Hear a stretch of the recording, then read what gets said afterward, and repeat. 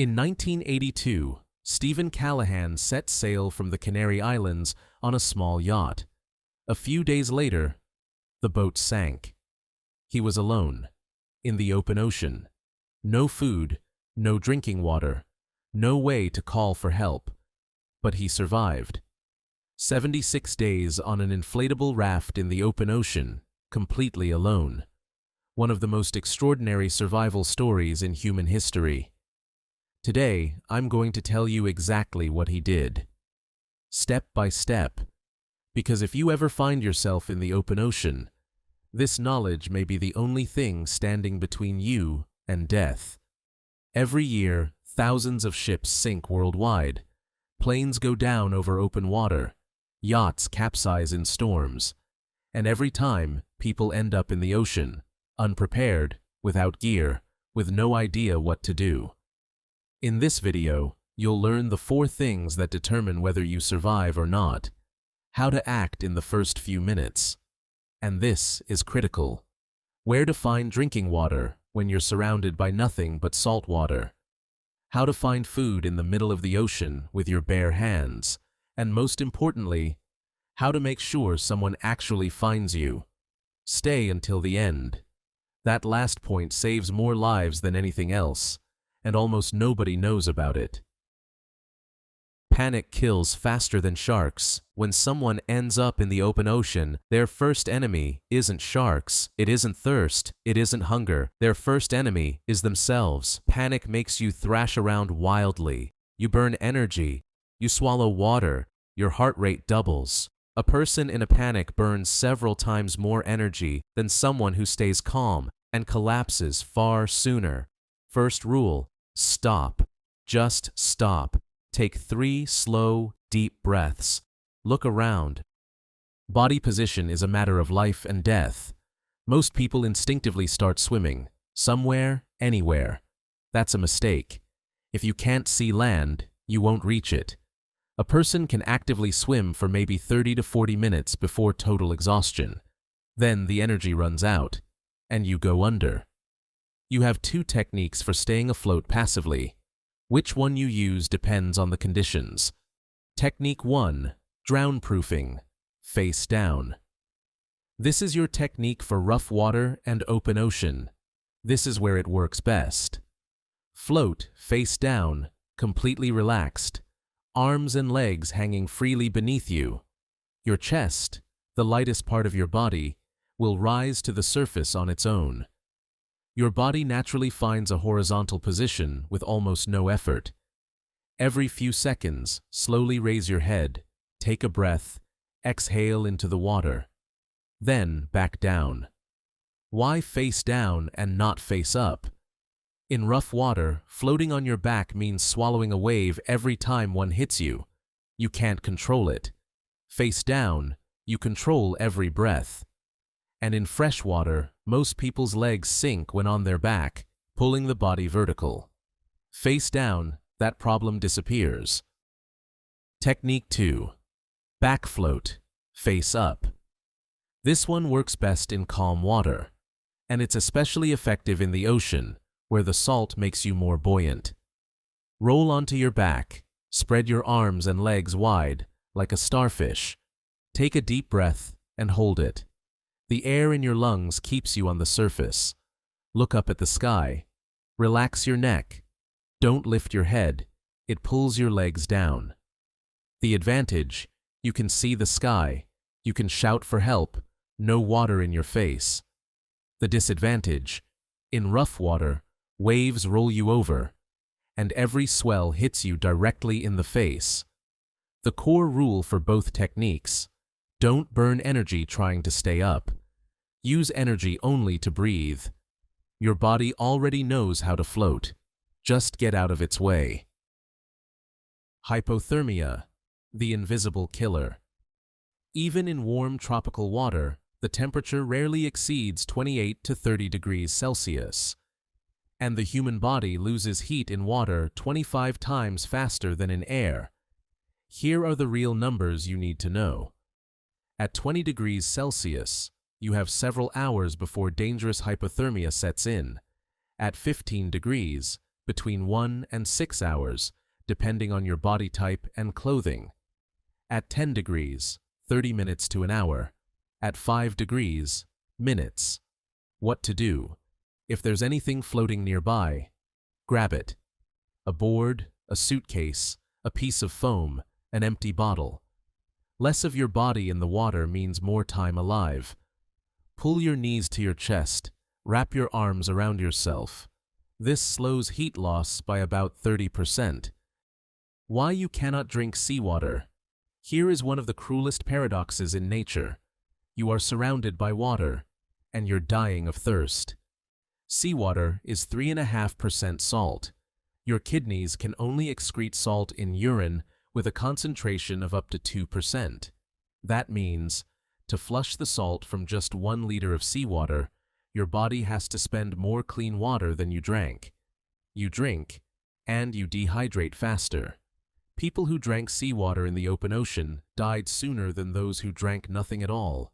Never, not a sip, no matter how desperate you are. Rain is your lifeline. Stephen Callahan, the man I mentioned at the beginning, survived 76 days. His primary source of water was rain.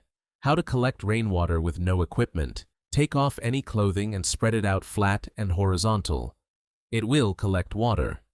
If you have any plastic, a bag, a sheet of wrap, anything, use that first.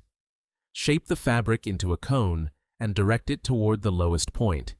That's where the water will flow. Even a brief shower over 10 to 15 minutes can give you anywhere from 50 to 300 milliliters of water, depending on how hard it rains and how much surface area you've spread out. Not much, but enough to survive another day. Dew and condensation. At night, air temperature drops. Condensation forms on any surface, metal, plastic, fabric. Collected in the morning before sunrise. Once the sun comes up, it evaporates. Wipe surfaces with fabric and wring every drop into a container. Fish as a water source. The tissue of fresh fish is up to 80% water. Callahan would squeeze the liquid from caught fish and drink it. It works. It's not pretty, but it works. How long can you survive without food? Good news, a human being can survive without food for 3 to 8 weeks. Bad news, without water, 3 to 5 days, maximum. Water is always the priority, always. But food matters too. It keeps your strength up and your body temperature stable. And out in the open ocean, there's surprisingly more food than you'd think. The surface of the ocean is literally teeming with plankton, microscopic organisms. Drag any fine weave fabric through the water and you'll collect enough for a small portion of protein. The taste? Like seafood. The nutritional value? High. Fish are drawn to anything floating in open water.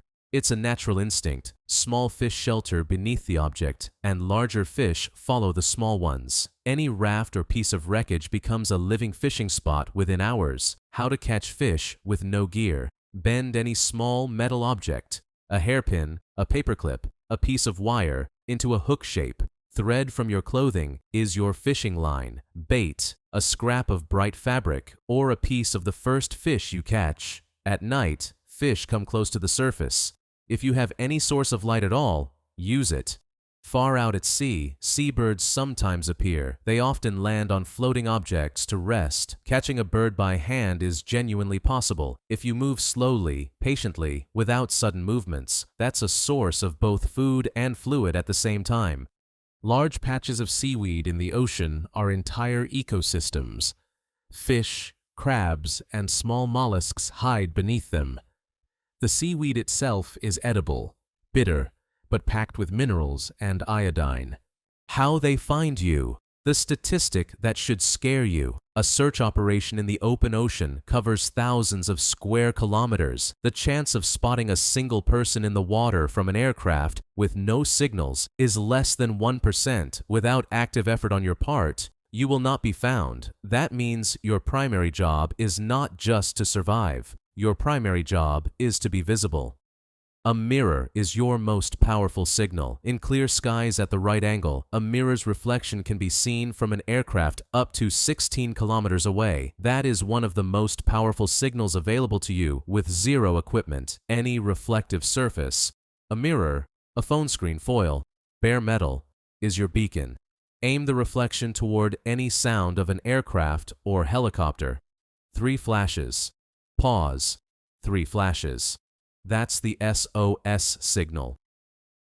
Bright color, orange and yellow, are the most visible colors from the air. If you have clothing in those colors, spread it as wide as possible across the water surface. Red is also better than blue or green, which blend into the ocean. Movement. Pilots and observers search for movement, not static objects. If you hear a plane, move actively, wave both arms, churn the water around you. A motionless person in the water is nearly invisible. A moving one is not. Stay put. This feels completely wrong, but it's critical. Do not try to swim toward the horizon looking for land or ships. Search operations always begin from the last known position. If you've swum away, they're looking where you no longer are. Stay close to the wreck site.